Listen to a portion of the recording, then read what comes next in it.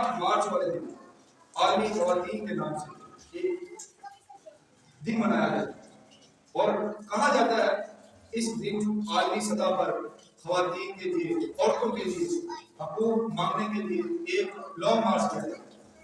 آپ دین اسلام کی تاریخ کا مطالعہ کر کے دیکھیں، امام الانبیاء صلی اللہ علیہ وسلم کی تشریف آوری کے بعد آپ صلی اللہ علیہ وسلم کی دین کے اندر، دین اسلام کے اندر آپ مطالعہ کریں کہ جتنے حقوق عورتوں کو دیے گئے ہیں اتنے حقوق مردوں کو نہیں دیے۔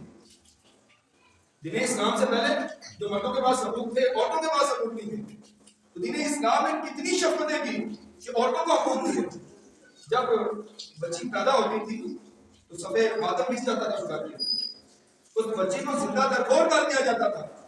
امام الانبیاء صلی اللہ علیہ وسلم نے ارشاد فرمایا جس شخص نے 3 بچیوں کی پرورش کی، ان کے ساتھ اس نے سلوک کیا، کل روز قیامت وہ میرے ساتھ ہوگا۔ 2 بلیوں کو ملایا اور آپ صلی اللہ علیہ وسلم نے ارشاد فرمایا کل روز قیامت وہ میرے ساتھ ہوگا۔ ایک صحابی رسول کھڑے ہوئے، یا رسول اللہ صلی اللہ علیہ وسلم جس کی 2 بیٹیاں ہوں، 2 بچی ہوں، آپ صلی اللہ علیہ وسلم نے ارشاد فرمایا اس کے لیے بھی جنت کی خوشی۔ پھر ایک کھڑے ہوئے، انہوں نے کہا یا رسول اللہ صلی اللہ علیہ وسلم جس کے پاس 1 بیٹی ہو، تو آپ صلی اللہ علیہ وسلم نے ارشاد فرمایا جس کے پاس 1 بیٹی ہو اس کے لیے بھی جنت کی خوشی۔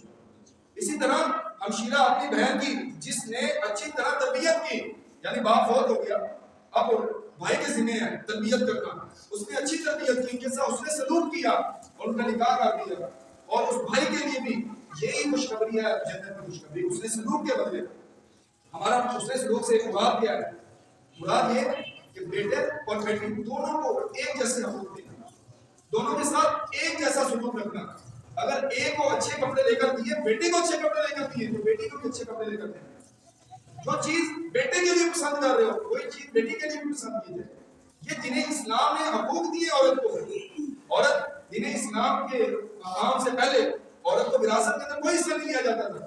جیسے ہی باپ فوت ہوا وہ ماں بیٹے کی وراثت بن جاتی تھی، لیکن دین اسلام نے اس عورت کو حقوق دیے۔ شوہر فوت ہو جائے پھر بھی وراثت کے اندر حصہ ہے، ماں باپ فوت ہو جائے پھر بھی عورت کے اس وراثت کے اندر حصہ ہے۔ ہم کیوں نہیں سمجھتے جیسے نماز، روزہ، زکات، حج یہ فرض ہیں تو ہمارے اوپر یہ بھی لازم ہے۔ قرآن و حدیث کے اندر بتایا گیا کہ اپنی ہمشیرہ کو اس کی وراثت کا حصہ دو، قرآن میں بتایا کہ اپنی ہمشیرہ کو اس کی وراثت کا حصہ دو۔ آج بھائی اپنی وراثت خود قابض بن جاتے ہیں، قبضہ کر لیتے ہیں، لیکن اپنی بہن کو اس میں سے حصہ نہیں دیتے۔ کل روز قیامت اس کے بارے میں سوال کیا جائے گا، اس سے پوچھا جائے گا، اور کل روز قیامت تو کوئی معاملات ہے۔ اگر آج اس دنیا میں رہتے ہوئے کسی نے کسی کا حق ادا نہ کیا تو کل روز قیامت 2 طریقوں سے وہ حق ادا کیا جائے گا۔ جس نے حق ادا کیا ہوگا اور جس نے دینا ہوگا اس سے نیکیاں لے کر اس کے نام اعمال میں ڈال دیں گے، اور اگر اس کی نیکیاں اس کی جو نیکیاں تھی وہ ختم ہو چکی، جس نے حق دینا تھا، اب ایسا معاملہ ہوگا کہ پھر کسی نے اپنے حق کا مطالبہ کیا، اب جو حق کا مطالبہ کرنے والا ہے اس کے نام اعمال سے گناہ نکال کر جس نے حق دینا تھا اس کے نام اعمال میں گناہ ڈال دیں۔ ہم کیوں اس دنیا کے اندر رہتے ہوئے دنیا کے جو معاملات ہیں یہاں پر اس کو ختم کریں؟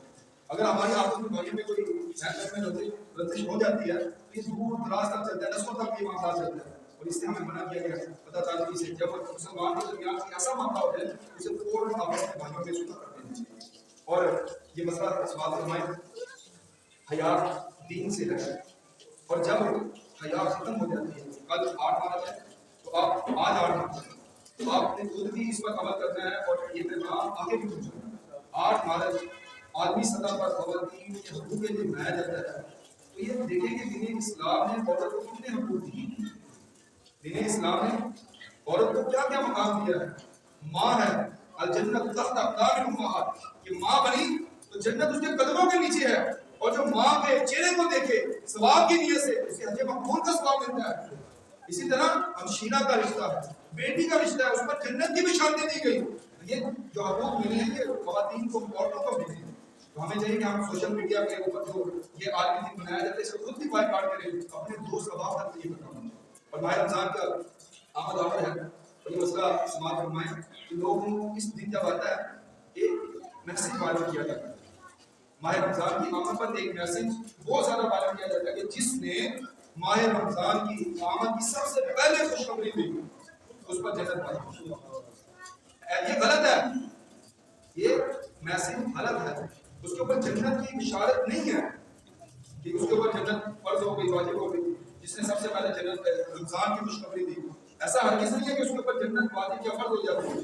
ہاں اللہ کے حضور اس نیت سے پیغام دے کہ وہ سامنے والے کو اطلاع ہو جائے اور نیت ثواب کی۔ پھر دیکھیں کہ اس نیت پر اللہ عز و جل کے حضور یہ طلب کریں کہ اللہ عز و جل جنت عطا فرمائے، لیکن اپنے ذہن کے اندر یہ بنا لینا کہ حدیث کے اندر یہ ہے کہ جو شخص سب سے پہلے جنت کی خوشخبری عطا کرے گا، جو سب سے پہلے رمضان کی آمد کی خوشخبری دے گا، اس کے لیے جنت واجب ہو گئی، یہ بالکل غلط ہے۔ اور ایسا اگر کوئی کرتا ہے اس کے بارے میں امام الانبیاء صلی اللہ علیہ وسلم نے ارشاد فرمایا جس نے مجھ پر تہمت باندھا ہے، یعنی من گھڑت کی حدیث کی نسبت امام الانبیاء صلی اللہ علیہ وسلم کی طرف کی، اس کا جو ٹھکانہ ہے وہ جہنم ہے۔ تو ہمیں ایسے میسج سے بھی بچنا چاہیے اور ایسے دنوں سے بچنا چاہیے جو دین اسلام کے خلاف ہے۔ ہمیں شریعت نے پیدائش سے لے کر وفات تک تمام ملائک کی ہماری رہنمائی فرمائی ہے۔ رب ذوالجلال سے دعا ہے جو بیان کر کے بتائی ہوگی، نبی پاک صلی اللہ علیہ وسلم کے صدقہ طریقہ سے